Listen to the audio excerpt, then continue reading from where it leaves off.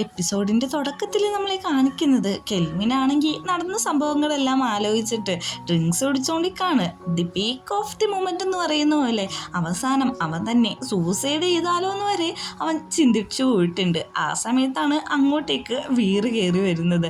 വീറിനെ കാണുന്ന കെൽവിനാണെങ്കിൽ ഭയങ്കരമായിട്ട് സന്തോഷിക്കുന്നുണ്ട്. ഇത് ഒറിജിനൽ ആണോ സത്യമാണോ എന്നൊക്കെ അറിയാൻ വേണ്ടിയിട്ട് കുറച്ചു നേരം ഫേസ് ചെയ്തിട്ട് നോക്കിയിരിക്കുന്നുണ്ട്. അവിടെ നിന്ന് സീൻ കട്ടാക്കിയിട്ടുണ്ടെങ്കിൽ നമ്മുടെ ലിന്നാണെങ്കിൽ ഞാനൊക്കെ വേണ്ടി ഫുഡും കാര്യങ്ങളൊക്കെ കൊണ്ടുവന്ന് കൊടുക്കുന്നുണ്ട്. നീ സങ്കടപ്പെടണ്ട, എല്ലാം ശരിയാവും, പിന്നെ എൻ്റെ പ്ലാൻ പോലെ നടന്നോളൂ എന്ന് പറയുന്നുണ്ട്. ഞാൻ ഓർക്കുന്നുണ്ട് ഇതൊക്കെ നടക്കുന്ന വല്ല കാര്യമാണോ എന്ന്.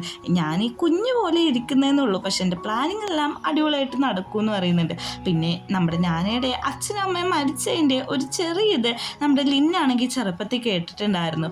അതായത് ആ കപ്പിൾസിന് ഒരു റൈഡ് കൊടുക്കാനായിട്ട് ലിന്നിൻ്റെ ഫാദർ പറയുന്നതാണ് കേട്ടത്. നിനക്കതേപോലെ എന്തെങ്കിലും ചെറുപ്പത്തെ പറ്റി ഓർമ്മയുണ്ടോയെന്ന് നമ്മുടെ ലിന്നു വയ്ക്കുമ്പോഴേക്കും നമ്മുടെ ഞാന പറഞ്ഞു തുടങ്ങാണ്. എൻ്റെ ചെറുപ്പം ഭയങ്കര ബ്യൂട്ടിഫുൾ ആയിരുന്നു. എൻ്റെ അച്ഛനും അമ്മയും ഞാനൊക്കെ ഒരുമിച്ച് ഡിന്നറൊക്കെ കഴിക്കാറുണ്ടായിരുന്നു.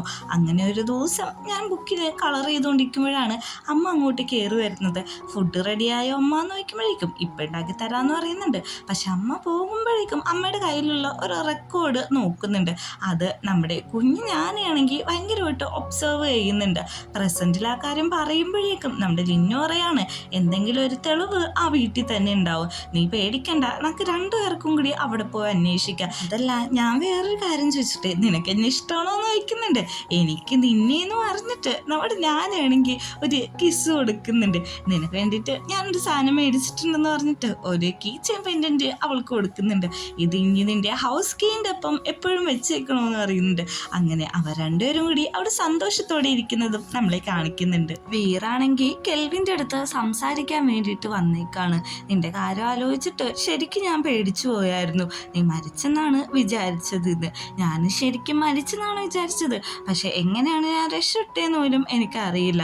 ഞാൻ നിന്നോടൊരു കാര്യം പറയാനാണ് ഇങ്ങോട്ടേക്ക് വന്നത്. നടന്നതെല്ലാം ഞാൻ ക്ഷമിക്കാം, എനിക്ക് അതിനെക്കുറിച്ചൊന്നും ആലോചിക്കണ്ട. പക്ഷേ നമ്മുടെ ഈ റിലേഷൻഷിപ്പ് ഇവിടെ വെച്ച് അവസാനിപ്പിക്കണം. രണ്ടുപേർക്കും രണ്ടു വഴിയിലൂടെ പിരിയാന്ന് പറയുന്നുണ്ട്. കെൽവിനാണെങ്കിൽ ചോദിക്കുന്നുണ്ട് നീ പോകുകയാണോ എന്ന്. പക്ഷെ വേറൊരു ഓപ്ഷൻ ഇല്ല, അവനെ പിടിച്ചു നിർത്താനും പറ്റില്ല. അതുകൊണ്ട് തന്നെ കെൽവിൻ അവിടെ തന്നെ നിൽക്കാണ്. പോകുമ്പോഴേക്കും രണ്ടുപേരും ഒന്ന് ക്ലോസ് ആയിട്ട് ലുക്ക് ചെയ്യുന്നുണ്ട്. ഇവിടുന്ന് സീൻ കട്ട് ചെയ്തിട്ടുണ്ടെങ്കിൽ നമ്മളെ കാണിക്കുന്നത് ഒരു ന്യൂസാണ്. അതായത് ലളിറ്റിൻ്റെ ആ കൊലയിൽ ഒറിജിനൽ ആയിട്ടുള്ള പ്രതിയുടെ ഫോട്ടോസും കാര്യങ്ങളൊക്കെയാണ് കാണിച്ചുകൊണ്ടിരിക്കുന്നത്.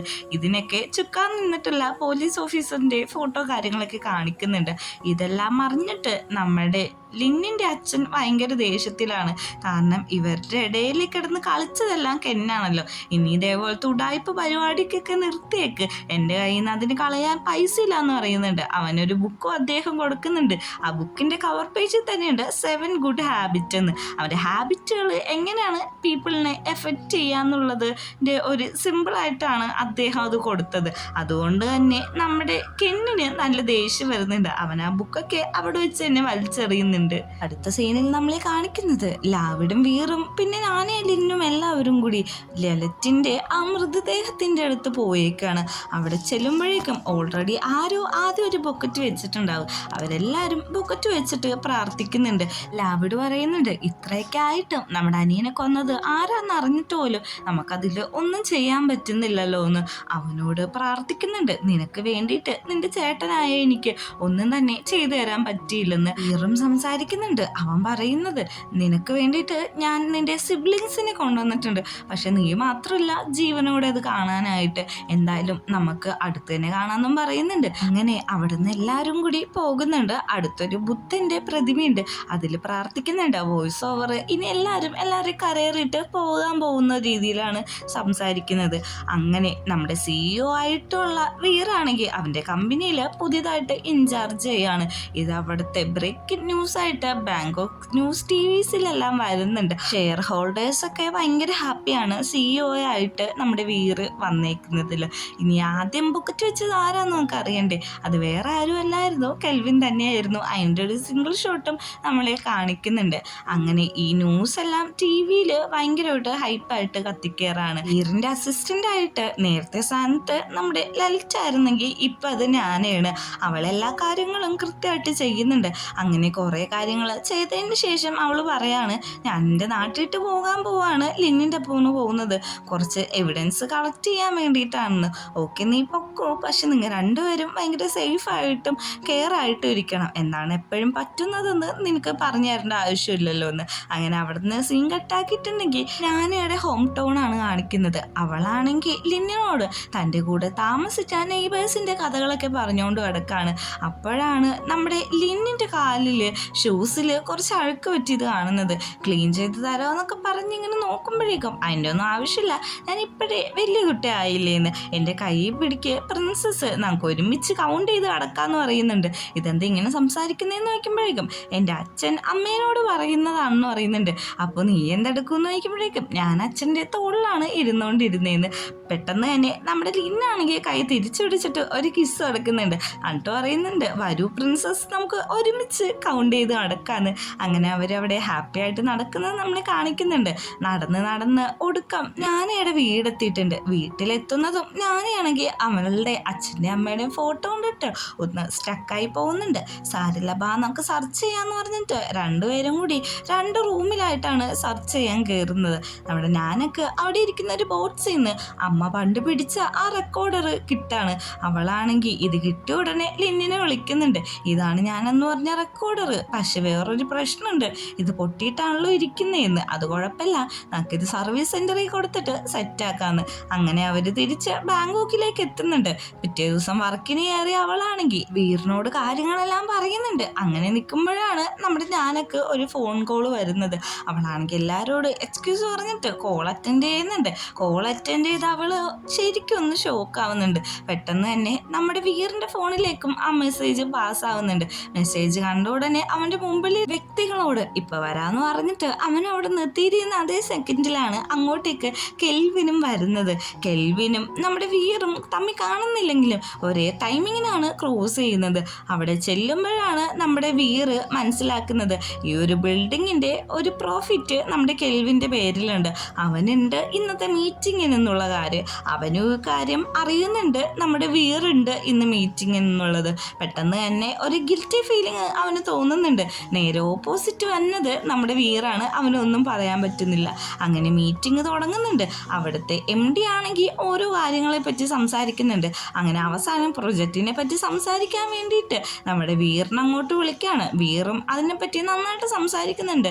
ഈ ചൈനീസ് റെസ്റ്റോറൻറ്റ് തായ് ഒതൻറ്റിക് ആയിട്ടുള്ള കുറച്ച് രീതികളും വെച്ചിട്ടുള്ള റെസ്റ്റോറൻറ്റിൻ്റെ ഒരു മേക്കിംഗ് ആണ് അവിടെ നടന്നുകൊണ്ടിരിക്കുന്നത്. പക്ഷേ പെട്ടെന്ന് കെന്നാണെങ്കിൽ നിങ്ങൾക്ക് എക്സ്പീരിയൻസ് ഇല്ലാത്തത് ഇത് ഫ്ലോപ്പ് ആവുമെന്ന് പറയുമ്പോഴേക്കും നമ്മുടെ കെൽവിൻ എണീറ്റിട്ട് പറയാണ് കിങ് ഗ്രൂപ്പ് ഇതിന് ഫുള്ള് സപ്പോർട്ട് ചെയ്യുന്നുണ്ട്, ഞങ്ങൾക്ക് കുറച്ച് എക്സ്പീരിയൻസ് ഉണ്ട്, അതുകൊണ്ട് തന്നെ ഞങ്ങൾ ഇതിൻ്റെ ബിൽഡിംഗ് സെഷൻ നോക്കിക്കോളാന്ന്. കെന്നാണെങ്കിൽ ഇത് കേട്ടിട്ട് ഒച്ച എടുക്കുന്നുണ്ട്, നീ എന്തൊക്കെയാണ് ഈ പറഞ്ഞുകൊണ്ടിരിക്കുന്നതെന്ന്.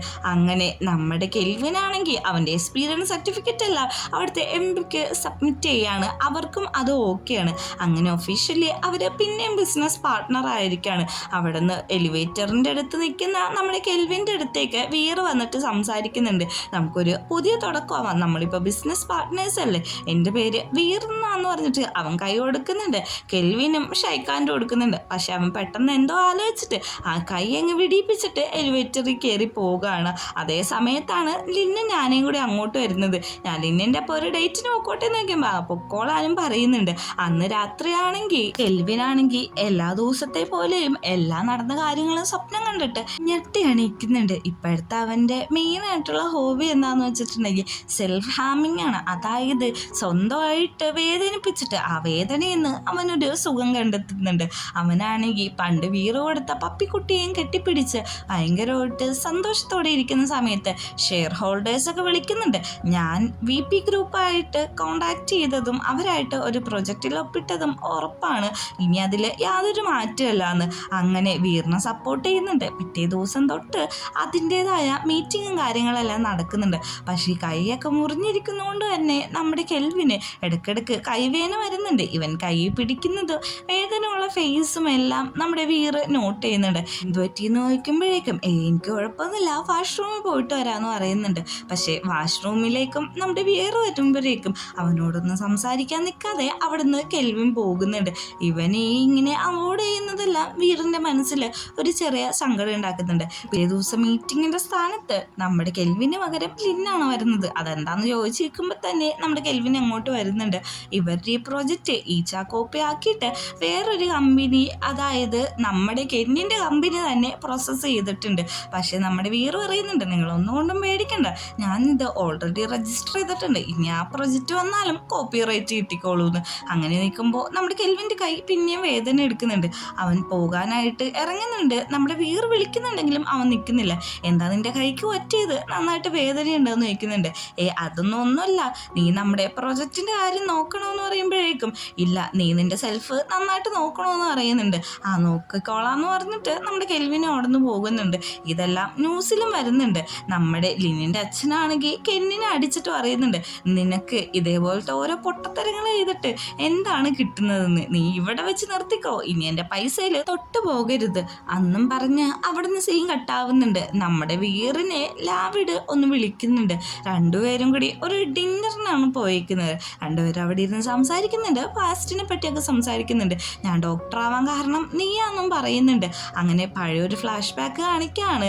നമ്മുടെ വീറ് അവിടെ ഒരു പ്രോഗ്രാമിന് വരുമ്പോൾ ലാവിഡിന് ഒരു സർട്ടിഫിക്കറ്റും കാര്യങ്ങളൊക്കെ കൊടുക്കുമായിരുന്നു. നിൻ്റെ പാത്ത് നീ തന്നെ ചൂസ് ചെയ്യണമെന്ന് അവൻ മോട്ടിവേഷൻ ചെയ്തിട്ടുണ്ട്. ഞാൻ മാത്രമല്ലടാ, നീയും പഠിച്ചുകൊണ്ടാണ് നിനക്ക് ആ പൊസിഷൻ കിട്ടിയെന്ന് നമ്മുടെ വീറ് പറയുന്നുണ്ട്. പക്ഷേ വീറിനെ നെറ്റിച്ചുകൊണ്ട് അവിടെ ആ നിമിഷം ലാവിഡ് നമ്മുടെ വീറിനെ പ്രപ്പോസ് ചെയ്യാണ്. പക്ഷേ എനിക്കതിന് പറ്റില്ല എന്ന് പറയുന്നുണ്ട്. കെൽവിൻ കാരണമാണോ നോക്കുമ്പോഴേക്കും അല്ലാന്നും പറയുന്നുണ്ട്. പെട്ടെന്ന് തന്നെ വീറിനൊരു കോള് വരുന്നുണ്ട്. വേറെ എവിടെ നിന്നല്ല, നാഗത്തുനിന്നാണ്. ഇവർ നടത്തിയിരുന്ന ആ കമ്പനിയിൽ വലിയൊരു ആക്സിഡന്റ് പറ്റിയിട്ടുണ്ട്. കുറച്ച് പേര് മരിച്ചു, കുറച്ച് പേർക്ക് പരിക്ക് പറ്റിയിട്ടുണ്ട്. ഈ ഒരു സീനും കൂടി കാണിച്ചിട്ടാണ് 8ാമത്തെ എപ്പിസോഡ് അവസാനിക്കുന്നത്.